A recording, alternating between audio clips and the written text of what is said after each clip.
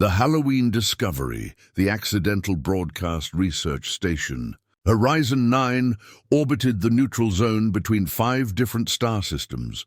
Dr. Elena Vasquez had spent 3 years studying interspecies communication patterns, but nothing in her training prepared her for what happened when the station's entertainment archives accidentally broadcast Earth's Halloween specials into the general network. The young Kryn hatchlings discovered it first. Zara pressed her scaled snout against the observation window, watching the flickering images with intense fascination. Her yellow eyes tracked every movement as human children ran through dark streets wearing strange coverings. The 7-year-old Kryn had never seen anything like this before. Her species came from Kryn Prime, a death world where predators ruled the food chain for millions of years before developing consciousness. Every instinct in her body recognized what she was watching as a hunting ritual. The misunderstanding. Begins Elena was reviewing diplomatic reports when the emergency alert flashed across her tablet. 3 Kryn hatchlings had been found in the cargo bay, fashioning crude masks from storage containers. They were practicing what they called coordinated stalking formations. Captain James Morrison's message was brief and urgent. Get to cargo bay 3 immediately. We have a situation. When Elena arrived, she found Zara and 2 other young Kryn crouched low, moving in synchronized patterns. Their natural hunting instincts were on full display. Ambassador Thresh, Zara's parent, stood nearby with crossed arms, watching with a mixture of pride and concern. They saw your Halloween broadcast, Thresh explained in the clicking, growling language the translator rendered into perfect English. They believe it is a traditional human hunting practice. They wish to participate. Elena felt her stomach drop.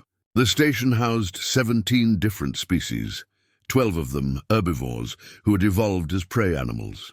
The thought of apex predator children practicing hunt tactics, even playfully, could trigger mass panic, crisis or opportunity.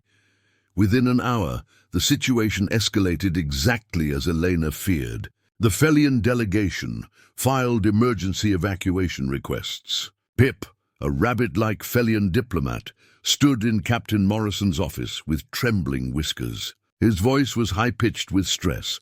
You cannot allow predator juveniles to practice pursuit behaviors in shared spaces. My people's genetic memory cannot distinguish between play and genuine threat. We must evacuate. Captain Morrison leaned back in his chair, studying the security footage. Zara and her friends were indeed practicing formations, but there was something else in their movements. Excitement, joy. They were playing. What if we controlled this? Morrison said slowly. Made it educational. Elena saw where he was going.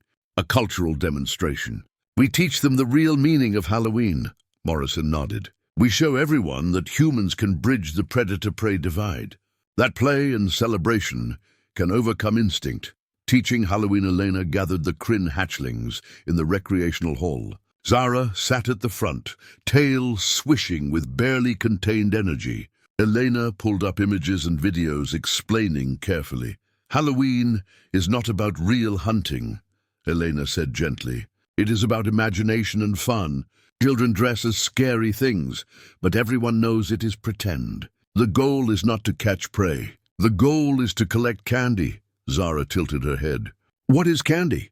Elena handed her a chocolate bar. Zara's eyes widened as she tasted it. This is the treasure we hunt for?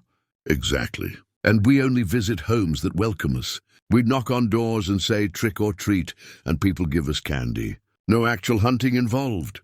The concept seemed to confuse the hatchlings at first. Why practice stalking if not to hunt? But as Elena explained costumes, decorations, and the playful spirit of the holiday, something shifted. Zara's expression changed from predatory focus to childish delight. So we wear disguises and pretend to be scary, but everyone knows we are not really hunting. Zara asked. Exactly. Zara's tail lashed with excitement. This sounds wonderful. Can we participate? The station divide's news spread quickly. Captain Morrison made an announcement. Halloween would be celebrated on decks 7, 8, and 9. Participation was voluntary. Those uncomfortable could remain in their quarters or relocate to the secured safe zones on decks 1 through 3. The station split almost perfectly. All herbivore species delegates evacuated to the safe zones, along with a few cautious omnivores. The remaining population, primarily humans, Kryn, and a surprising number of Varoth, a bear-like omnivorous species that appreciated good entertainment, transformed 3 decks into Halloween zones. Elena helped Zara create a ghost costume from white sheets. The young Kryn looked ridiculous and adorable simultaneously. Her reptilian features poked through the fabric as she practiced saying trick or treat in English. The translator rendered it with just enough growl to make it sound authentically enthusiastic. The hunt begins. That evening, Zara led a mixed group of human and Kryn children through the decorated corridors. Human kids had taught the Kryn hatchlings the sacred rules. Only knock on doors marked with orange pumpkin symbols. Always say thank you. Share your candy with friends, the Kryn learned quickly. Zara's natural stalking abilities made her excellent at sneaking up to doors quietly. But when the doors opened, she delivered her lines with perfect politeness. Lieutenant Sarah Chen, dressed as a vampire, handed out candy with dramatic flair. Excellent approach technique, Chen told Zara. Very stealthy. Zara beamed with pride. Thank you. The human cubs taught me. From the safe zones, the herbivore delegates watched via camera feeds. Pip observed Zara comparing candy with a human child named Tommy. They were laughing together, trading treats, completely at ease. They are playing, Pip whispered to the Felian ambassador. The predator child treats the human as an equal. There is no hierarchy, no fear. Understanding dawns. Elena watched the celebration unfold with Captain Morrison beside her. Engineer Marcus Webb had set up apple bobbing, which the Kryn hatchlings approached with hilarious seriousness. Ambassador Thresh watched his daughter with obvious pride. Your species does something remarkable, Thresh said to Eleanor. You teach predators to be gentle without losing their strength. You show prey species that friendship is possible without surrender. You bridge impossible divides, Elena smiled. We just share our traditions. The rest happens naturally.